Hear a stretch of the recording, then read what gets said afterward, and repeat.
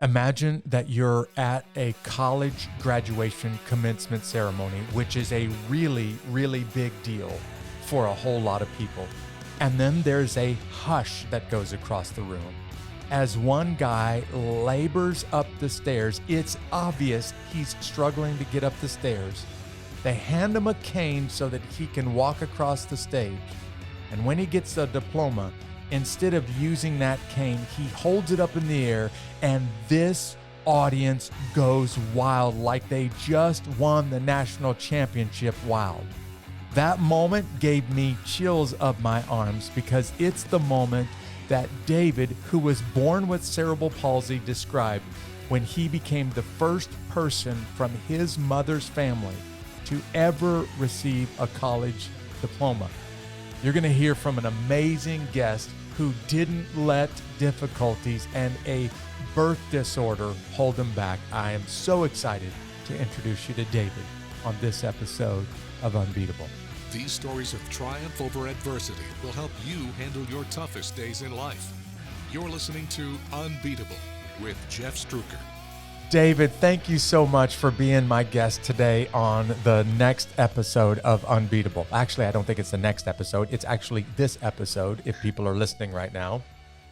Thanks for joining me, David.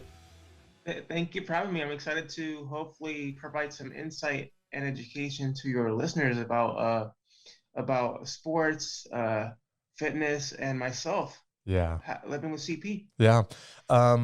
You're coming to us from sunny Florida, but we're recording this episode in February. So what's the weather like in Florida in February?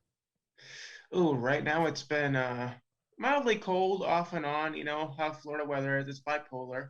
Right now we're dealing with a lot of rain. So yeah. So I'm just saying, I'm asking you to tell everybody what the weather feels like in Florida today. For all those people that are listening in the bitter cold parts of the world and you're bundled up with three or four layers of clothing on, David's coming to us from cold Florida. And cold in Florida is like 50 or 60 degrees Fahrenheit, right? yes, it is. Yeah. Where other people around the rest of the world will be in shorts and t-shirts right now in 50 or 60 degrees. I know what it feels like to be in 50 or 60 degrees, and it seems a little bit cold. Because let's just be honest, in the summertime, it's like 900% humidity and super hot all summer long, right? Oh yeah, tell me about it. The humidity and the heat in the summer in Florida is the worst. Yeah.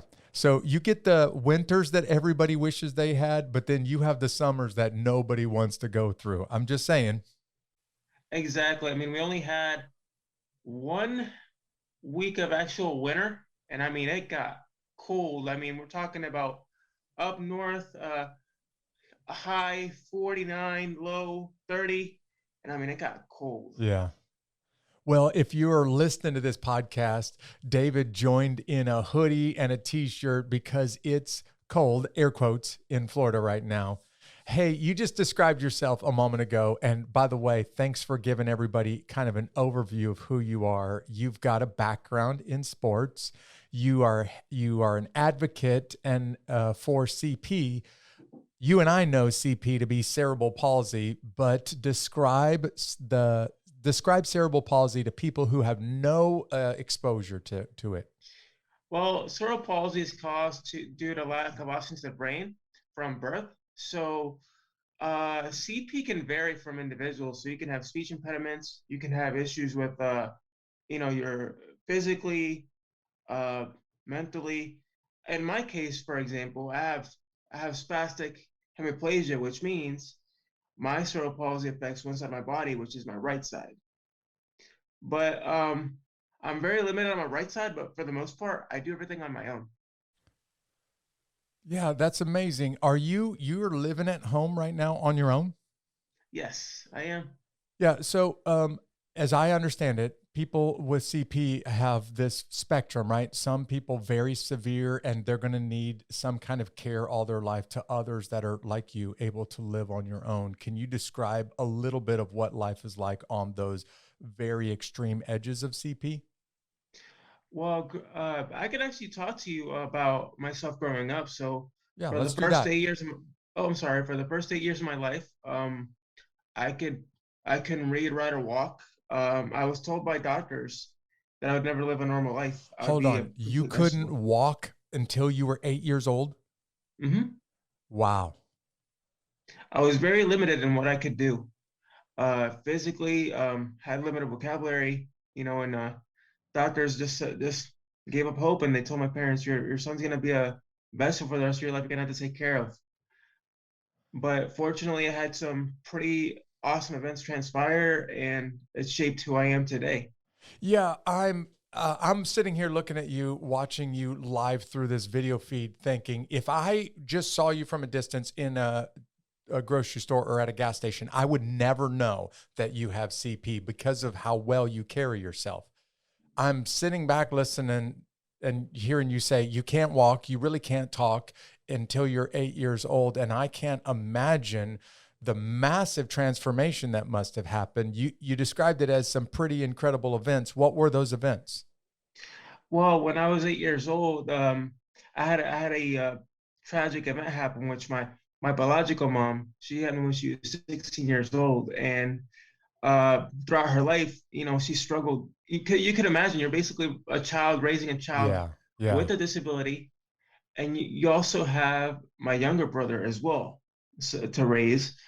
And she tragically passed away at 23 years old, Oh and man. and then from then on, luckily I had a stepmom and my dad were always in my life. So think of it this way: I had a beautiful childhood because I had three parents that were willing to co-parent Yeah, each other. yeah. You know, Wow, that's a beautiful way of describing this. What is your biological mother's first name? What was her first name? her first name was Erica. Okay.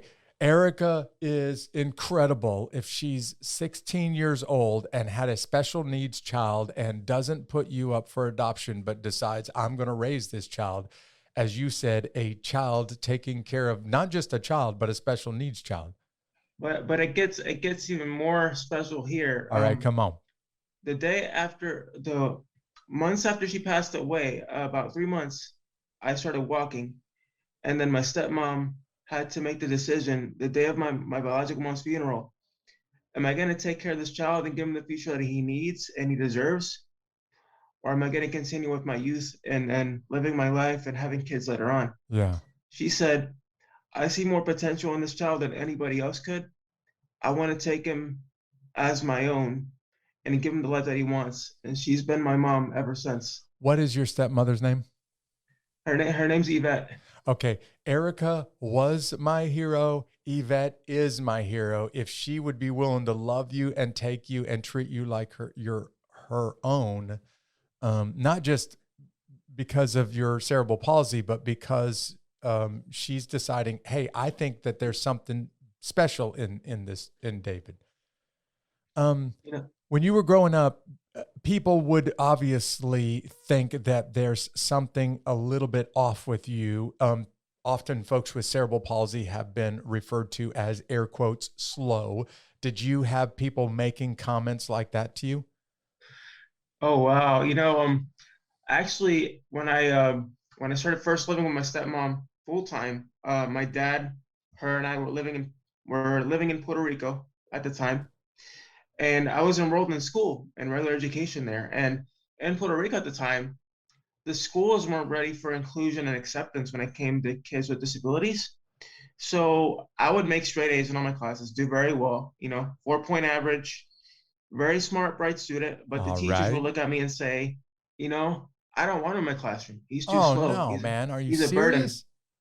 He's a burden. And I had a one-on-one, in the classroom with me, but I would try to do everything on my own, and teachers didn't want me there. Yeah. So you're basically not just doing okay in school, you're excelling in school, but because you are noticeably different than the other children, the teachers decided that you're a burden to them and they would rather not have you in class at all. And that really irked my mom now, that she took it upon herself to go up to the director's office and shred the documentation of Yeah. me in that school, and we moved to Florida. Yeah, that's what I'm talking about. You're almost like a living Forrest Gump is basically what you're describing right now. If anybody who's seen the movie Forrest Gump, right? It's a great movie, by the way. Yeah. I'm using that movie as an analogy because your parents decided to pour into you. Instead of holding you back, they decided to encourage you along, which caused you with CP to end up doing sports while you're still growing up. Why did your parents say, hey, David, why don't you try to do some sports when other children in your condition would be at home, and kept indoors? Well, for me, sports was more of a way to keep me in physically active and in shape at first. And then as the years progressed, when I got older, I started to really gain an interest in it. And that's where I kind of got my interest. Well, my first interest was baseball, and I began playing All baseball. right. That's what I'm talking about. God's sport, the one that they're going to play up in heaven, baseball. Yep, I played baseball for 10 years as a catcher Nice.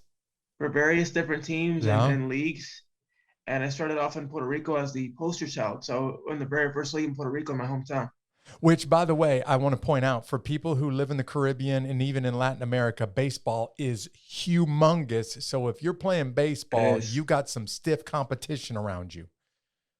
It is, and I loved it. And then I moved here and played in several leagues here, Yeah. and then I transitioned to cycling. All right. Well, they know a thing or two about baseball in Florida because that's pretty much where all of the professional teams descend during spring training, right? You're surrounded by the best players in the world for a few weeks during the spring. Yes, and I've actually met several notable names while playing baseball throughout my time. I was So going to say, tell me that you caught for Nolan Ryan or for John Smoltz or somebody like that. I've met so many Todd Glavine, Alex Rodriguez, Johnny Damon, Yeah. Mariano Rivera. Holy smokes. Yeah. If you got all those signatures on a baseball, you become a pretty wealthy man. Yeah, and they're the greatest. Honestly, they're some of the greatest of all time. Yeah. Hey, you talked about cycling. We'll discuss that in just a second. But I'm sitting there thinking to myself, like, people who have cerebral palsy, the people around you, in classmates, teachers, other people in your family, because you talk slow, they tend to think that you think slow. So how did you overcome that barrier that would have happened just the day that you showed up to start to baseball practice when you obviously have cerebral palsy? How did you overcome those barriers? Well, it was mostly you're talking about exposure. People once you expose people to your disability and you take the time to explain it, it makes everything a whole lot easier. All right. And your parents kind of not only allowed you, but they encouraged you to take part in sports. Is that right? Yes, and at the time, I wasn't really before sports. I wasn't really into sports. I was very a homebody. Didn't want to do much, and then I was introduced to sports, and I've had a passion for it and for fitness ever since. Yeah. By the way, before we talk cycling, you also did a little football when you were in school too, right? I did. I played running back and center when I was in high school. You were the running back and you played center in high school? Yep. You must I have. played for a league that was designed for people with disabilities. Yeah. Awesome. I'm just fascinated right now, David. There are several neurological and muscular conditions. I'm not trying to get medical with you because I don't know the medical aspects of cerebral palsy well enough. But I do know enough about it. I can't even talk today. I know enough about it to know that it affects your motor skills and your muscles. So It does. will you describe for people what cerebral palsy does to like your fine motor movements, what it does to your muscles? Because the fact that you can hit a baseball or the fact that you can play center or even ride a bicycle I'm impressed, man. So describe what this would have been like trying out for sports with the way that this illness attacks your muscles or your fine motor movements. So in my case with my CP, I have spasticity, which is rigidity of the muscles. I get involuntary spasms sometimes with my back and in my shoulders. But with the CP as well, I have trouble with balance. So sometimes you have to think to yourself, you're limited, but you're not that limited, and you have to think, what can you do to make your time playing sports easier? Well, there's always ways to adapt your equipment. So when I used to cycle, I took my father had this idea of taking the footrest that you have in wheelchairs. Yeah. We took those apart, both of those on the where the bike pedals are, turn those into pedals. So I would put my feet in there, strap them on, because my feet would fly up if I were to not have the straps on. We'd strap them in. Then we took the like a crowbar, right? He took a crowbar, welded it. We put scooter wheels on the sides, Oh yeah. bolted it on the bike, and turned the bike into like a trike, but it Yeah. was an actual racing bike. I had a Trek 1000, so that I used to use for competition. So Your we turned that into a complete racing bike. your father is a mechanical genius if he can take a crowbar and turn a bicycle into a trike. And I used to compete with that for a good 4 years, and I won 3 state titles. Holy smokes, this is incredible. Why bicycling? Because let's just be honest, some very normal, very healthy children struggle to figure out how to ride a bicycle, even with the training wheels. And when you take the training wheels off, all of us fall down a couple of times. A lot of us fall down a lot more than a couple of times. So why did you decide to get into cycling?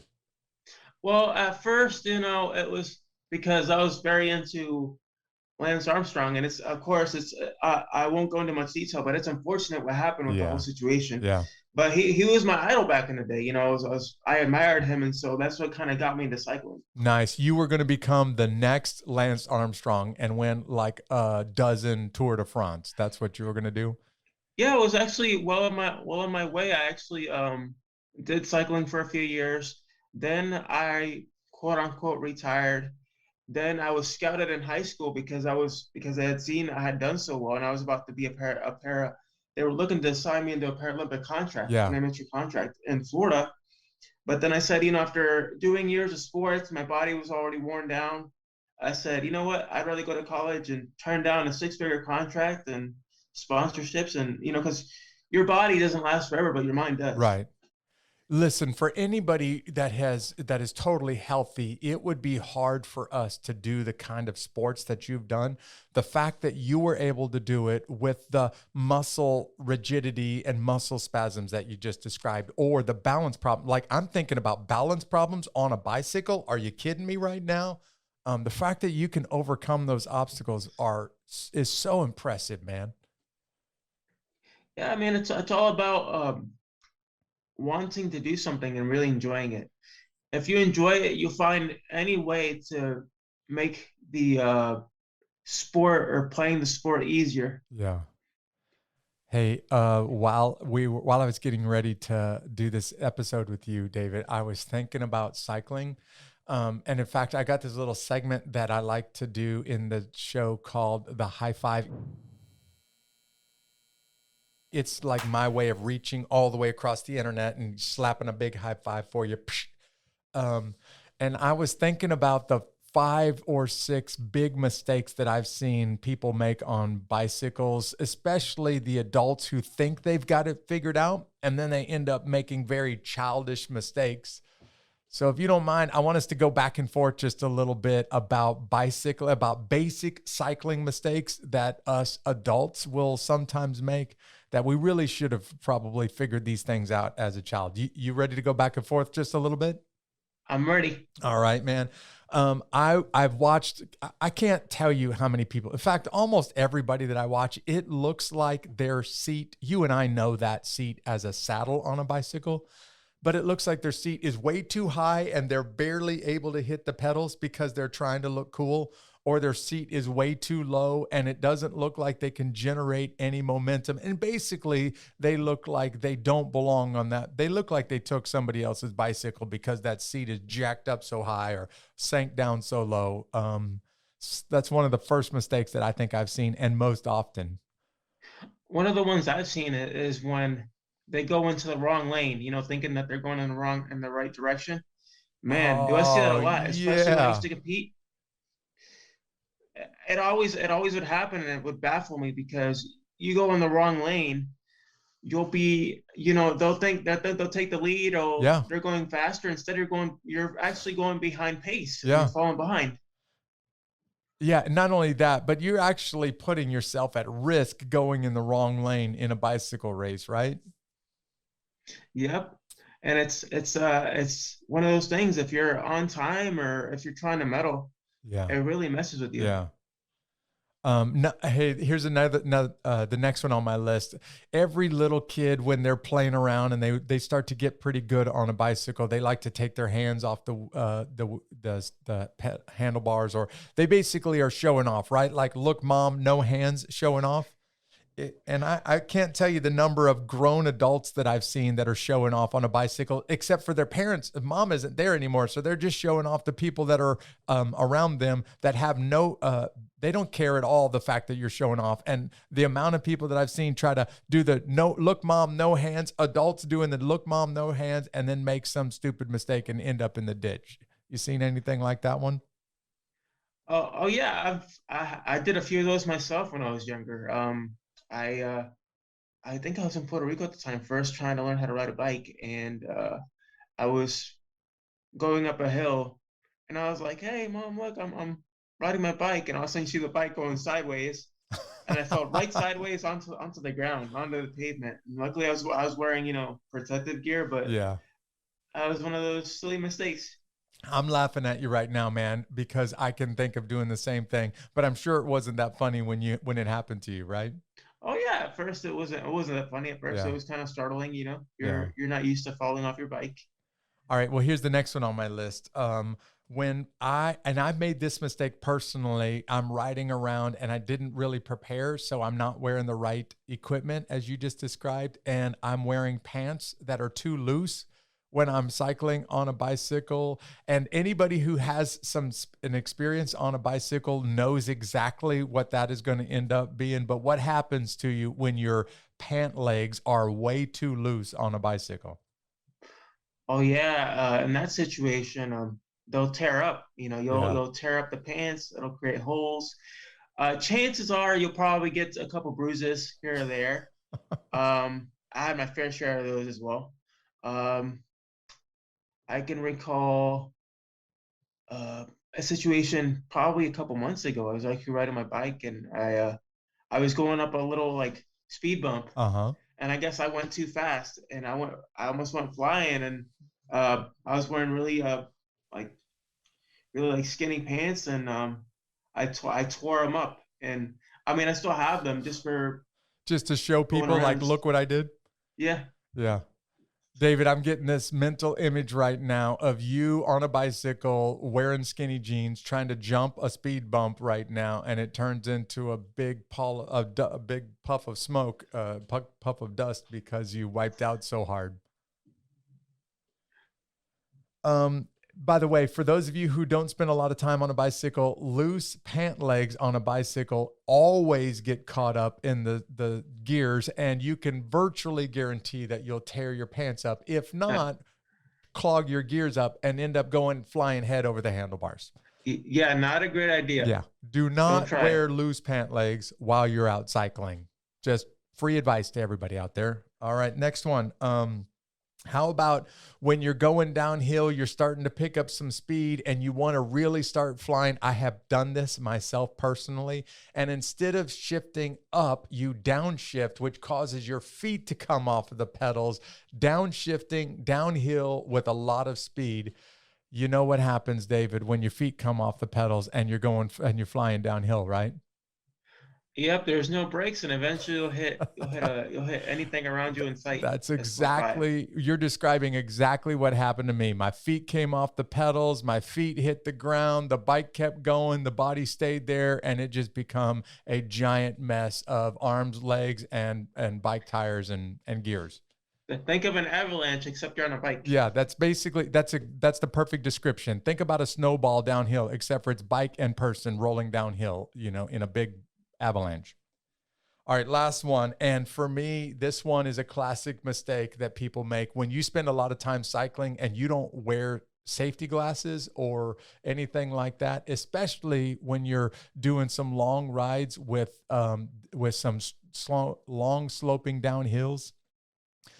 I think everybody knows that you should be wearing the right gear and you should be wearing helmets, but tell everybody why the glasses are especially important on some of those fast, long downhills on a bicycle. You're talking about depending on the type of course you're riding, uh, dirt, debris, uh, bird poop, which You I hate to say nailed it, but it. it can Yep. happen. You Yep. know, anything that hits your eyes can be detrimental in how you ride your bike or how you do things. As far Yeah. as competition. You absolutely nailed it, David. It's not so much looking cool in your favorite sunglasses. It's, I guarantee you're going to get dust or bugs, or as David just described, some bird poop right smack in the eyeball while you're going downhill as fast as you can. It is hard to ride well when you just got an eyeball full of gnats in South Florida. In that hot, sticky climate, right? So they all stick right to your Yeah, face, and they don't want to leave. that's right. Hey man, you not only have competed and you've not only trained for sports so well, competed for so well that you're helping other people understand fitness and sports and cerebral palsy. You've kind of become a cerebral palsy fitness expert. Is that safe to say? I mean, I would say so. But I always like to learn myself. So, I always say I might be considered an expert, but there's always room to learn. There's always Yeah. room for improvement. Yeah, I'm right there with you. I don't know that I'm an expert in anything, but whatever I am okay at, I've got a lot of room to improve. You're helping people understand the complexities of cerebral palsy and fitness, cerebral palsy and sports, and you've done it to the point that you launched a podcast, right? Tell everybody about your podcast. Well, my podcast, the original launch of the podcast was a few years ago. I used to do a lot of I still do. I talk about my journey, and then I would talk about my journey for a couple years, and then after that, I decided, you know what? Why not open it up to others? Give them a platform to speak and to share their story, and not only that, but help them in their fitness journeys as well. So I've done, I've interviewed so many people, from people like ourselves, everyday people, Yeah. to professional athletes, to professional wrestlers like Gregory Iron, and Paralympic athletes like Marshall Zachary. Yeah. And they've competed, all over the world. Like Marshall Zachary competed in Tokyo and the Paralympic Games Uh-huh. just this year. So to be able to have everyday people come to me and say, "Oh, I listened to your podcast, and when I listened to your podcast, it helped with my depression and my struggles, or it helped me give the hope that my child will be like you one day." And that's the best part of the podcast, is the fact that I get to help people with it. Yeah, so this is fascinating to me. When you talk about, when you interview people, you're not just talking about cerebral palsy on your podcast. Is that correct?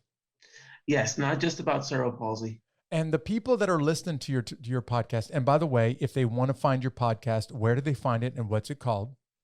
You can find it on iTunes, Spotify, and YouTube, and it's called the Cerebral Palsy and Fitness Podcast. Yeah, and don't forget, he said the Cerebral Palsy and Fitness podcast, meaning all of the rest of those podcasts about cerebral palsy and fitness, those are like secondary to yours, right? Mine has to be good. That's So right. If you're going to put follow mine. the in the title, it better be good. In fact, we should, Dylan, he's sitting right next to me. Dylan, we should change the name of the show to The Unbeatable Podcast. Done. Okay. There we No, go. we're There not we going to do go. that because then I'm going to have to change the logo and Oh all of the yeah, other yeah. stuff that goes along with it. But man, I hear you. So when people are listening to this, they're not just dealing with somebody in their life that has cerebral palsy. You're telling me the people that hear these episodes are saying, man, you helped me get over a tough spot in my life and it had nothing to do with cerebral palsy. Is that right? Right. Yeah. If I heard you correctly, the podcast really came out of speaking to people because they wanted to hear you tell your story. Exactly. That's how it first started. I first started just discussing my journey, everyday life, what it's like living with CP every day. So you were, And I didn't mean to interrupt you, man. You were kind of like a motivational, or you are kind of like a motivational speaker then? I am a motivational speaker. I've done 60 appearances in the last like 4 years Holy smokes, in man. several conferences. Yeah, look, So I'm getting motivated right now just listening to you speak. So you're doing a good job. When people ask you to come speak, I'm interested. Why are they calling you to come speak to their group, whatever that group is? Like, well, it's just the fact that I've done a lot of not just a podcast, but I do a lot of work outside of the podcasting realm and motivational speaker. I'm actually a youth advocate, so I've been working with young teens and youth for the last couple of years as first as a teaching assistant and now as a youth advocate for My Brother's Keeper in the city of Orlando. yeah, describe My Brother's Keeper for people that are not familiar with it. So basically, it's an initiative started by one of our presidents back in '08 to help combat, teen homelessness Uh-huh. and kind of lessen crime. Getting them involved in crime and stuff, and Yeah, keep them off the streets. right. Provide them an outlet to be able to strive. Like a big brother, big sister program. Uh-huh. So at this point, with My Brother's Keeper, as you hear the term brother, I work with all boys. Uh-huh. So I'm kind of a mentor and a big brother to all boys, and I help them guide them in the right direction as far as like talking to them about life, talking to them about what's outside of just being in the streets, all these opportunities that they have that they don't have to resort to Yeah. going into drugs and crime and all these horrible things that they have potential. Yeah. And the boys that you mentor, they're not necessarily dealing with cerebral palsy? No, they have all kinds of various you know, disabilities, could be developmental, could be physical. I haven't had a student with a physical disability yet, Uh-huh. but I have worked with all kinds of various students with disabilities in my career. Well, I'm watching you right now on this meeting, in this Zoom meeting, and I'm listening to you and I'm thinking, of course, if I were a boy who was facing life on the streets and a lot of hardships, I could feel sorry for myself until I met a guy like you, David, who says, look at me, man, if somebody wants to feel sorry for themselves, I'm a guy who could feel sorry for myself if I wanted to, but that's not the path that I've taken, which could be a really, really powerful example to some kids that are very influential right now. Yes, it's about having that good support system. And some of these kids, they could, you know, uh, not have their parents could be working two Yeah, jobs, or right. one parent could be in jail, Yeah. or it could just be themselves, practically raising themselves and a Uh-huh. sibling, and it's not easy. Yeah.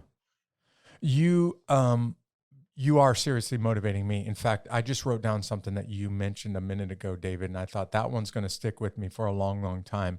When you said, even though I was born with limitations, these are my words, not yours.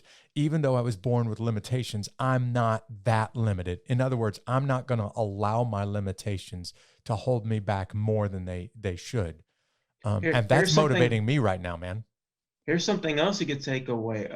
Also, don't let the label define you. Let what you do with that label define who you are. Oh man, that is so powerful. Explain to people what you mean by not letting the label, air quotes, define you. So, for example, I have cerebral palsy. For years, I spent thinking to myself, okay, so I have CP. Okay, so that's me. So I guess I'm just a guy with cerebral palsy. I'm nothing else. But as I got older, my my my mom would tell me, you know what? Don't let the label define who you are. But CP cerebral palsy will always be with you. But let your actions, let what you do define who you are. Yeah, man, I am so impressed by this advice that your mom gave you, because I would assume, having been cerebral palsy is you were born with that condition, right? Yes. Essentially, it happened in the womb. Yeah. So Yes. all that you've ever known, all of your life, is living with cerebral palsy. That's why I'm stressing this. Is this correct? That's correct. Yeah. So I can only imagine that the average person with cerebral palsy, because it's all that they've ever known all their life, it's been the case ever since the womb. All that they can think about is the cerebral palsy and how they're different from other people. And if you're not careful, how I can't do what other people can do. But your mom is telling you, hey, David, stop thinking about what you can't do. And if I heard correctly, what she's really asking you to do is don't let that label of what you can't do define you. Why don't you start thinking about what you can do? Is that correct?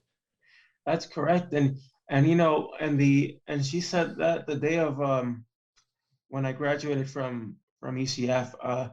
And let me tell you about this. This is gonna be to people when I tell the story, it hits them pretty hard. So I remember the day that I graduated from ECF.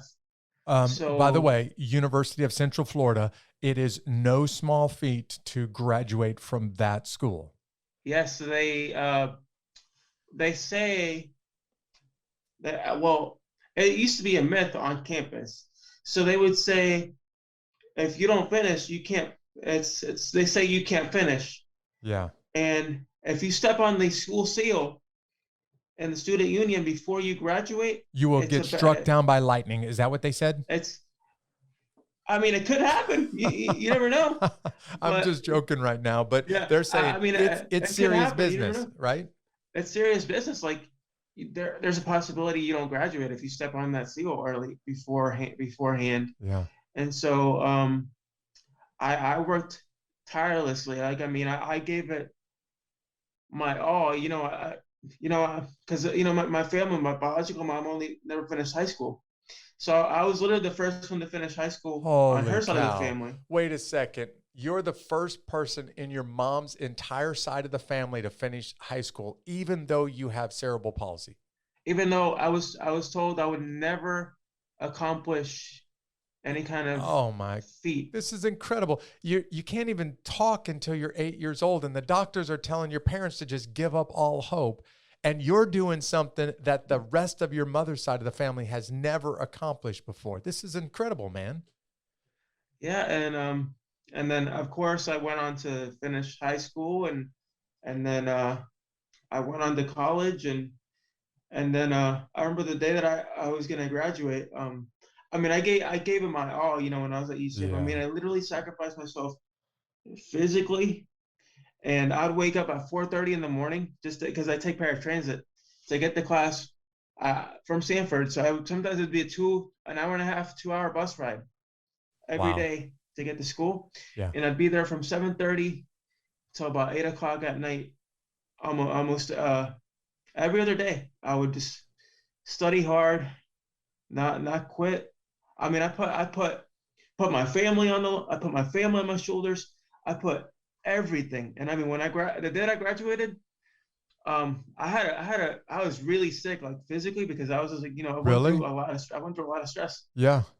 and I said I spent $90 to $90 to rent that cap and gown, and they asked me, do you want to take the ramp or the stairs? And I said I was 25 at the time, and I said, I waited 17 long years for Yeah. this moment to walk up that stage and to prove to people that I could do what they said I couldn't do. Man, I'm getting chills just thinking about this. I So, bet that so, uh, place erupted when you walked across the stage. so they would call everybody's name, have them Uh-huh. walk across. Everybody would cheer. Next thing you know, that got really quiet, really silent when I got up and I said, everybody's probably tired. They probably don't want to cheer anymore. I'm like, I'm okay if I hear my family, cheer. And you could hear a pin drop with how quiet it was. And I would get up the stairs and I'm like, okay, nobody's cheering. And they give me the cane.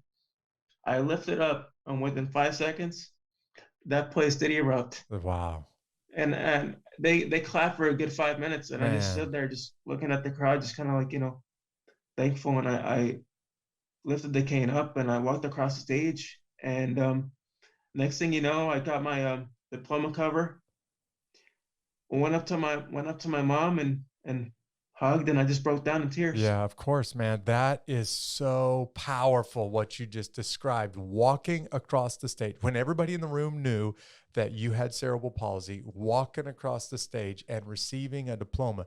And I just want to point out, you said you were 25 years old when you graduated from college? Yes. All right. I know guys that have absolutely nothing wrong with them that are spending 7, 8, 9 years in college because they're just taking the slow path. So, holy cow, man, you are disciplined and you are determined. But it didn't pass over me what you just said. You're the kind of unbeatable guy who says, I'm not going to quit. That's why you walked across that stage, right? Right. And I wasn't, I said either I put it all on the line. I said either I graduate or everything I did in my life didn't really matter. So I put everything. I said I'm going to put all the chips on the table. Just it's like when Right. somebody's gambling. They put everything on the Yeah. table, and whether they lose, they lose. If they win, they win. Yeah. So Hey, I hope that as you're listening, as you're driving along right now, listening to David, that there are a couple of moments in your life where you just decide, like he did, I'm going to put it all down on this one. It is that important to me. I want to accomplish X, and I'm going to give whatever it takes to be able to accomplish it. David, I'm so impressed by your hard work and your discipline. But not only that, you would be able to graduate, as you just mentioned a moment ago, graduate when nobody else in your mother's side of the family has ever graduated from college. Man, this is incredible. and I 2 weeks later, I found out through some classmates of mine, hey, you made the UCF commencement commercial. You're on there, and I'm like, I What? didn't know. You're famous. So I made the commercial, and then a couple months later, I was interviewed by a reporter at UCF. They wanted me to share my story as well. So that's kind of how my public speaking career started. Yeah. Did UCF give you all of your college tuition back since they're making all of that crazy money off of you in advertising? They should, Yeah. but hey, I'm getting publicity, so Yeah. that's a good thing. When you go to speak to audiences now, they don't need, I mean, they can just see that you have cerebral palsy. So what is one of the messages that you try to leave your audience with? I try to leave them with. There's always this saying that I use for my podcast in general is, if I can do it, so can you. If so what if you don't have a disability? Doesn't mean you can't you can't do it, because if I can do something, if I can do the same thing you can do, and I have this disability and these struggles, you can do it too. Yeah. Yeah. I can imagine how powerful that moment is when you're speaking to audiences. By the way, real quickly, if somebody says, I'm listening to this right now, I'm blown away by this guy, I need to hear him speak, or I want to have him come speak to my group, how do they find out? How do they get in contact with you? You can get in touch with me through Instagram at David's CP Fitness. You can also reach out to me via email at davidscpfitness@gmail.com. All right. And we'll put links, by the way, to your email and your Instagram account. If it's okay with you, we'll put that on the notes to this episode. It's okay. All right, cool. I want to wrap up with the broadcast with this. You still are helping people. You're still making a difference in students' lives, especially because you're teaching or your assistant teaching middle schoolers. Is this right? Yeah, I used to be an assistant, but I still work with students on a advocate mentorship capacity now at the schools. What is that like? So What do you do when you advocate for students in schools? so the way that it works is with my students is I would come in during the school day, and I would kind of get in touch with school counselors, with Mm-hmm. teachers, see how they're doing grade wise, how the main thing with the student is how are your grades, how's family, how are you doing, how's your well-being, and what do you need from me to help you with, as far as it could be academic, it could be as far as like a basic need that Uh-huh. they might need, and we just try to keep them on the right path. And if there's something that's alarming, then I take initiative and do all the safety protocols and paperwork, because as you know, being a part of the school system, you're a mandated reporter, so anything that happens, Yeah. you're responsible for. Yeah. So being a mentor, your responsibility is kind of changed, so you're focused more on the students' well-being rather than being in the classroom with them, academically. Uh-huh. And are the students that you work with, do all of them have cerebral palsy? No, they don't. What kind of range of challenges do the students have that you work with? It could be this dyslexia, or they could be developmentally delayed, which they struggle, reading things or doing math, or just basic basic subjects. Yeah. Yeah. And David, the fact that you're still working hard to help students that to exceed, um, even though you could be doing other things like focusing your time on your podcast or on speaking or on sports or other things like that. Man, the fact that you're willing to give back and to make an impact in students' lives, that is so impressive, man. I really appreciate it, and I don't take it for granted. And honestly, to me, this isn't a job. To me, this is something I enjoy. I don't do it for the money. I do it because I want to see students succeed. Yeah. Anybody who advocates for students is not doing it for the money. Because let's be honest, you could make a whole lot more money doing something other than that. You got to be doing it because there's something in your heart for these students. That's right. There is. I'm thinking right now, I want us to wrap up this way. I'm thinking right now of that guy or that gal who's listening to this episode. They've got some challenges in front of you, and they may not be competing at the same level on a level field with the other people around them. In other words, something is holding them back a little bit, and they really want to be able to accomplish something. You've accomplished things in sports, you've accomplished things in school, you've accomplished things as a public speaker and launching a podcast that other people that didn't have cerebral palsy were not able to pull off. So can you leave people that are listening to this episode with some advice? They're struggling. They don't have the same advantages as everybody else around them, but they really want to accomplish something great in their lives. What's one piece of advice, one practical piece of advice that you would give a person in that situation today? Well, what I would tell them at first is focus on your strengths, not your weaknesses. Focus on what you can do, and remember, there are ways to improvise and adapt and make things easier for you, and try and reach out to those that you really care about, that really care about you, because the main thing is, first off, find a good support system. Second, uh, don't discourage yourself. If you feel like you're starting to fall off or something, you pick yourself back up and keep going. And last but not least, do your best to stay positive. Always say positive affirmations, like in the morning, like when you get up in the morning, look at yourself in the mirror and tell yourself, I can do it. I Yeah. can do this. I'm not giving up today. I'm a, Yeah. I'm a, I'm a wonderful human being. I'm loved, I'm valued, and I'm appreciated. Man, those words everybody needs to hear, not even people facing challenges, not just folks that have some kind of disability or something holding them back. All of us need to hear your words. I can see now why you're in high demand as a public speaker. Yeah, it's truly a privilege and an honor to be able to help people every day. David, you are amazing. Thank you so much for being part of this episode. And I just want to give a quick shout out to everybody who watches the Cerebral Palsy or listens to the Cerebral Palsy and Fitness podcast. You guys got a great host in David. Thank you so much. I truly appreciate it. Thanks, man. We'll see you next time. See you next time. Take care. Man, you just heard a beautiful piece of advice that all of us need to go away with today. When you get up tomorrow morning, no matter what challenge you're facing, look yourself in the mirror and say these words out loud. Literally say these words out loud. I'm not giving up today. David is unbeatable, and anybody who takes his advice will be unbeatable too. Just look yourself in the mirror and say, not today. I'm not giving up today.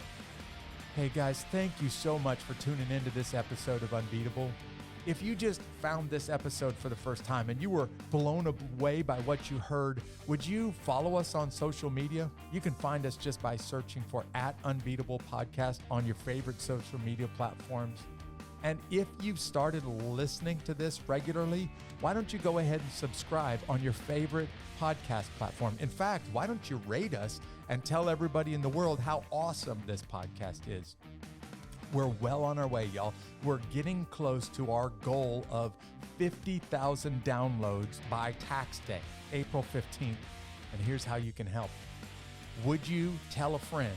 Would you send a text or shoot an email to a friend and say, you gotta hear this podcast and this guest today? Shoot them a text, send them a friend so that we can hit this big goal of 50,000 downloads by April 15th. Thank you for tuning in today. Get up tomorrow and remind yourself, I am not giving up today. And you will be unbeatable too. See you next time.